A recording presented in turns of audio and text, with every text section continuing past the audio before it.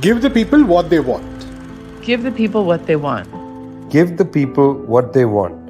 Your weekly movement news roundup.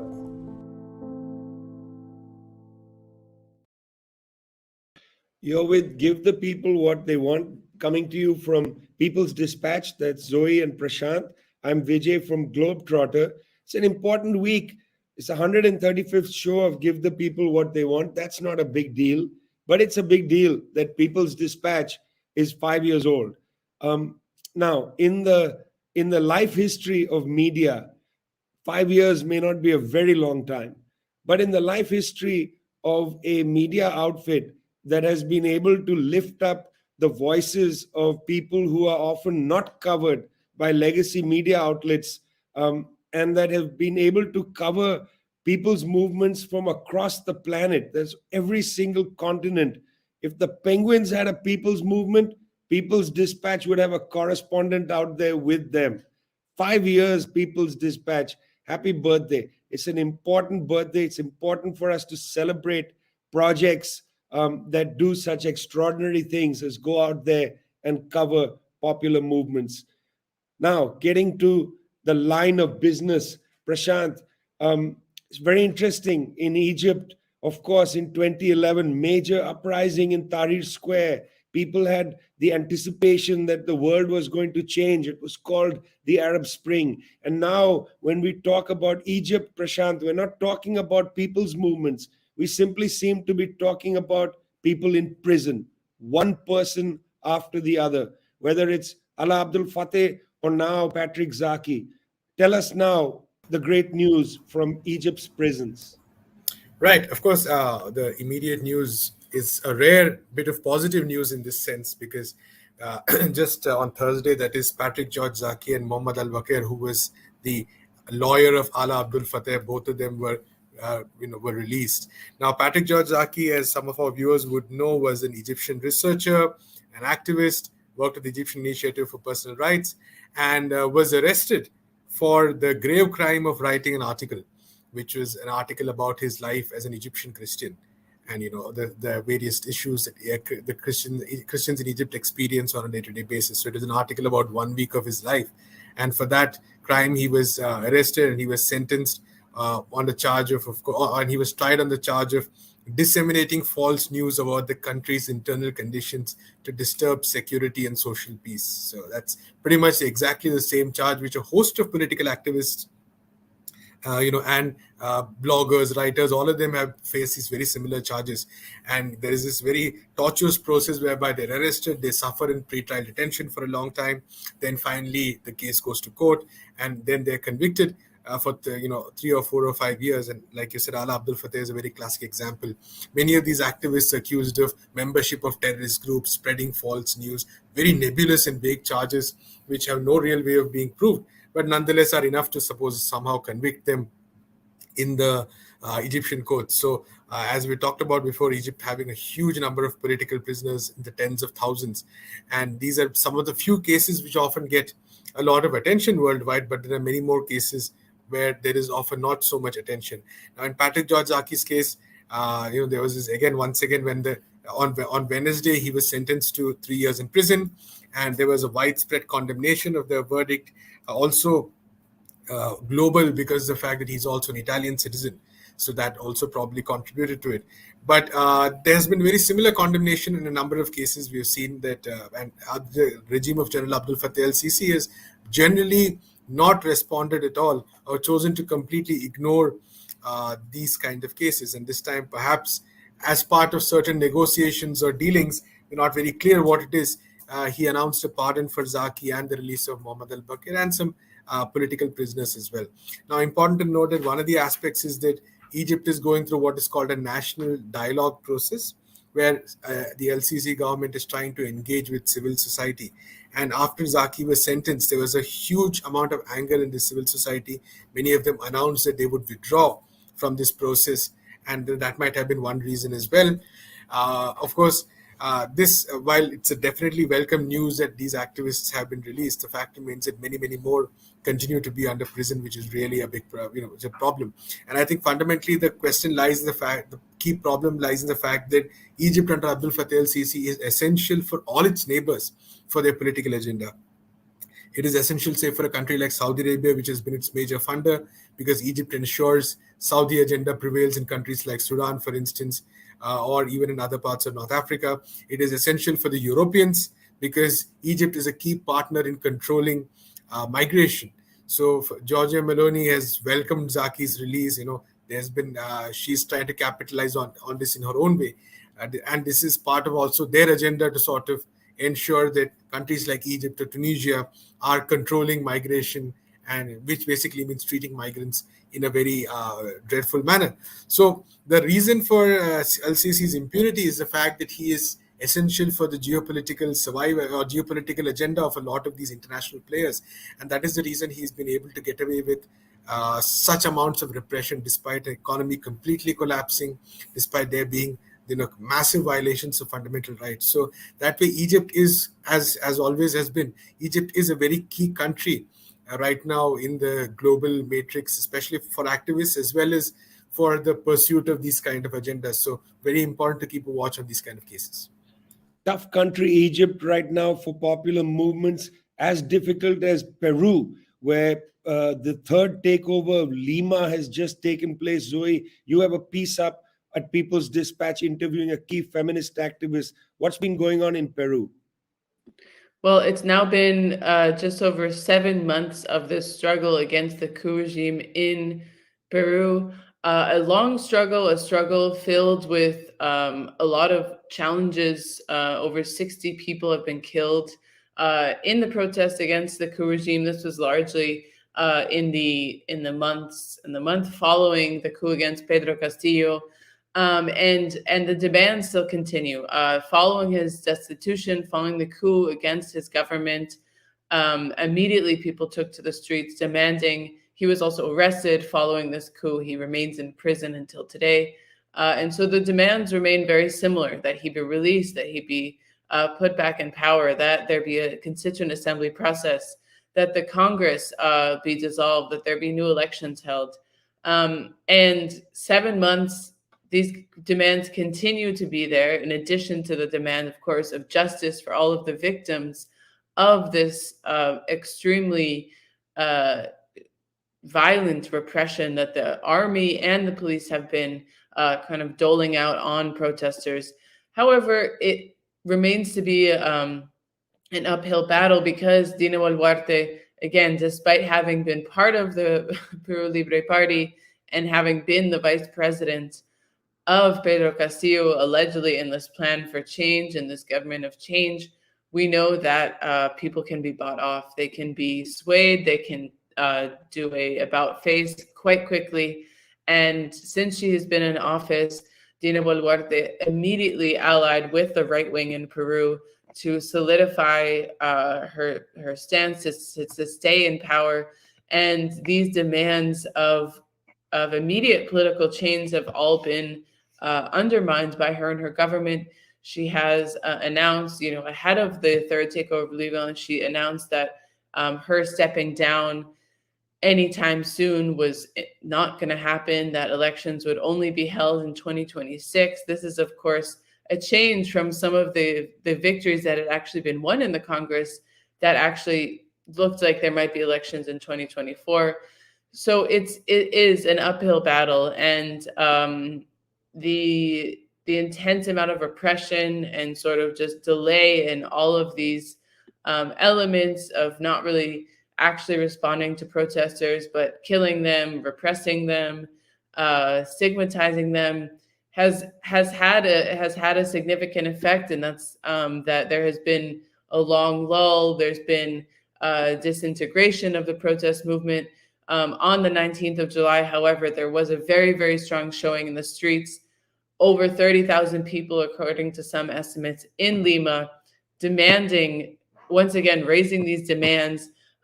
Will it be enough? Will there be a strong enough and united enough protest movement to actually drive these political demands and continue to put on pressure. That remains to be seen. However, the people are determined, and it's the most humble people in the country that are continuing to demand this, are saying we will not allow our rights to be trampled on anymore. So there have been protests. There was a protest on the 19th. Yesterday, there were also protests. There are likely to be protests today as people traveled all the way to Lima to participate. So people are reorganizing. They're regaining their forces together to kickstart this struggle against Dina Boluarte, and we'll see how her government responds. Well, there's these struggles in Peru, struggles in Egypt.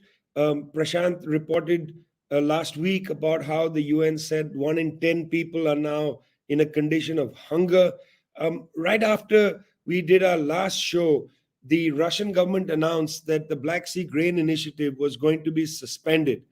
There was a lot of consternation about this because a great deal of the foodstuffs that goes to the developing world leaves the Odessa port.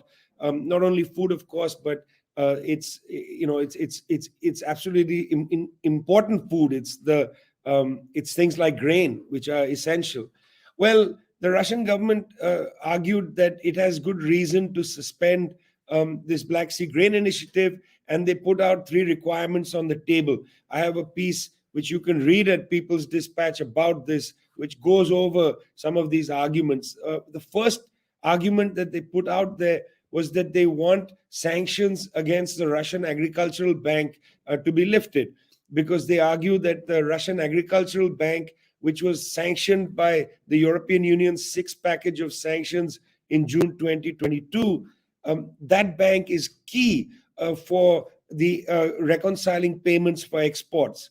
And since the Russian Agricultural Bank cannot access the SWIFT system, it simply cannot get payments from counterparties for export of grain. The second thing that the Russians have said is that, look, they're not just interested in food exports, they're interested in fertilizer exports. Russia is one of the world's largest exporters of ammonia-based fertilizer, but also phosphate and potassium. What they argued was that they wanted the Togliatti-Odessa pipeline opened up again. This would mean that fertilizers would leave the port of Odessa. Well, just a few weeks ago, there was a sabotage of the pipeline in the Kharkiv region. And this is, of course, once again raised the issue of the security of some of these pipelines of food and fertilizer. So the Russians made the argument that, look, if our ammonia pipeline is not going to be respected, we're not going to respect the grain initiative. But finally, Russia is having a hard time importing machinery and spare parts. Russian ships can't buy insurance on the open market. In some cases, they can't even enter foreign ports. So they want some sort of blanket guarantee that they can actually circumvent some of these sanctions. Now, to be fair to those who are complaining that Russia took unilateral action, it's also important to look at the fact that Russia has placed restrictions on the export of fertilizer and agricultural products, including occasionally against the other countries in the Eurasian Economic Union.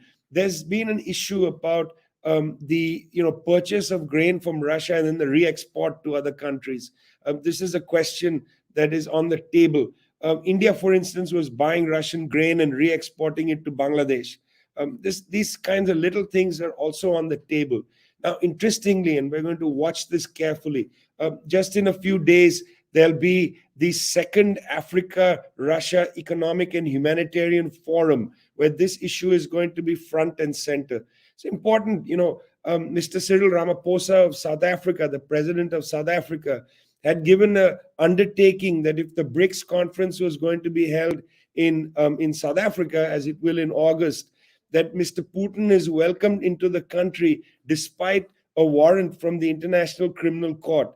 Well, this debate continued, and now it appears that Mr. Putin will not be coming to South Africa in an arrangement with the South African government.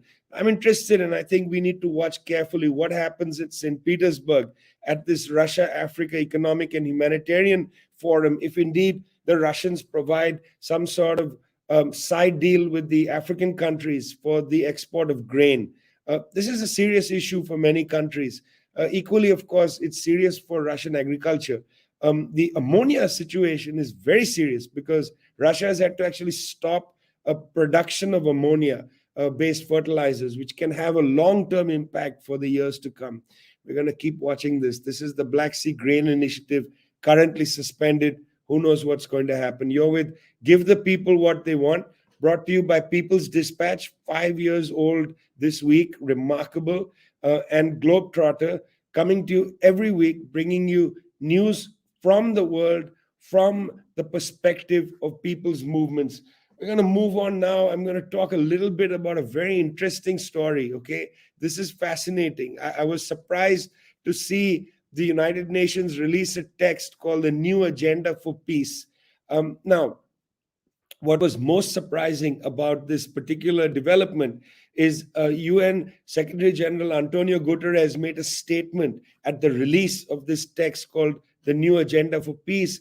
Mr. Guterres said, the post-Cold War period is over, and we are moving towards a new global order and a multipolar world. Well, the new agenda that's interesting by itself, that he said that the post-Cold War world is over. That means the world inaugurated after the collapse of the USSR in 1991, and that we're in a new period that the UN has basically declared, called a multipolar world. Well, the new agenda for peace has 5 basic points, and I just want to lay them out for you. First, the importance of preventing conflicts at the global level. Interesting issue, revitalizing diplomacy and so on. Interesting issue, but it comes at a time when, of course, the world or the particularly Western countries are unable to allow perhaps a peace path in Ukraine. Diplomacy has been sidelined as far as peace is concerned. What diplomacy is being utilized for is to galvanize forces to isolate Russia. So the first point that the UN is putting back on the table is a revitalization of diplomacy and also building regional security architecture. It's an interesting concept. Should come back to that later, perhaps have a little more reporting on it. Second, they want to prevent violence of all kinds, including human rights violations, violence against women, and so on. This is already there in the agenda of the United Nations. It's hardly a new issue. The third issue is interesting because they talk about updating peacekeeping operations. You will remember, of course, that the United Nations was greatly embarrassed by the Blue Helmet activity in Haiti, where there was a lot of evidence of mistreatment of the Haitian people by UN forces, including violence against women, including allegations of disease being brought in by UN troops and so on. This is not isolated to Haiti. It's actually a global phenomena. UN has been very, very much sensitive about the fact it's been accused of using the Blue Helmets for a Western political agenda. So now there's talk of revitalizing or updating peacekeeping operations and so on. Let's see what this is going to lead to.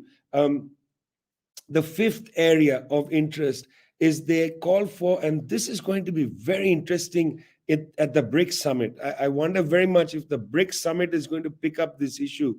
But the UN, in this new agenda for peace just released in New York by Antonio Guterres, the UN Secretary General, the fifth priority area is the reform of the Security Council. Now, what does that mean? There are 2 directions that this conversation could go in. One, which has been pushed by the West, is somehow to minimize the Russian and Chinese veto, to find a way to maintain the Western veto, but to minimize the Russian and Chinese veto. In other words, there could be a principled argument saying that let's get rid of the veto. That's a principled argument. This is not what I think we're going to hear. We're going to find that the West is making the argument how to essentially partition out the vetoes of Russia and China. But this could also mean, from the perspective of the BRICS, that once again the issue of India or South Africa getting a permanent seat at the UN, this comes back on the table. Hard to say. Well, it's important for us at least to announce that the post-Cold War era is over. We now do live, as Antonio Guterres and the UN have said, we do live in a multipolar world, a multipolar world. Zoe has just returned and therefore, as usual, run right out of bed into this show to tell us about one of these multipolar developments, the summit in Brussels of the Community of Latin American and Caribbean States and the European Union. What happened there, Zoe? Well, Brussels was definitely an interesting place this past week. Lots of happenings in the city, both in the official summit and in the People's Summit, which was organized parallelly to this official summit. And then the third element was the organized protest that took place, which I'll get into a bit later. But this official summit was a very, very important step and a very significant moment in exactly what you say in this construction of a multipolar world. It was a moment where the European Union was forced to reconcile with a region that it once dominated as an equal partner, or at least it should have. And so they came together in this EU CELAC summit. This took place the last time in 2015. Then there was an 8-year break where these two regional platforms did not meet. And one of the big controversies, which we discussed last week, was precisely over the stance of Latin America and the Caribbean regarding the war in Ukraine. And this actually throughout the summit, as we've heard from reports from people who were participating in the official summit, this remained a huge topic and a central point of debate, despite actually not affecting the economic agreements and the other issues that the regions were debating. But as often happens, it became a political issue and a major roadblock actually for any of the agreements to be signed. But that being said, despite the pressure from the European Union, both before the summit, we also know about some extremely concerning measures and sort of techniques that were used to try to force this agenda, dangling in front of Cuba and Venezuela the possibility of lifting sanctions in exchange for this position, other sort of maneuvers which have been widely condemned by the authorities of these two countries.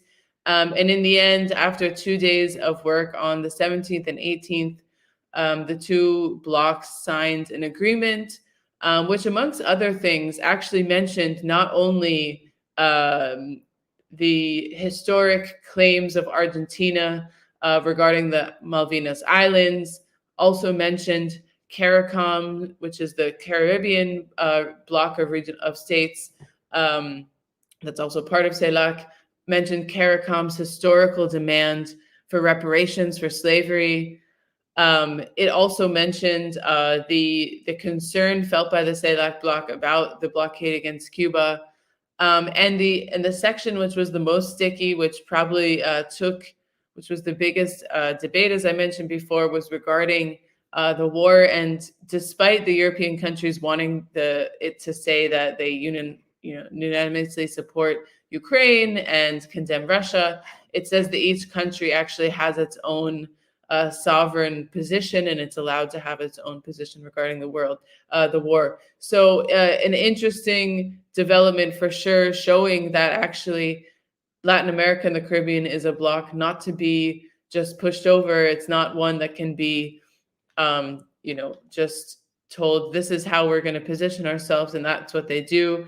They actually stood quite firm, and Gustavo Petro, who addressed the People's Summit on 2 occasions, said that it's actually Europe that needs Latin America, and Latin America is actually paving the way for the future, not only because it has the resources for example, clean energy, but that right now Europe is actually sliding into the far right, sliding into this fascist wave, whereas Latin America is experimenting with new forms of progressive government, of governing with the people. So very interesting in that respect.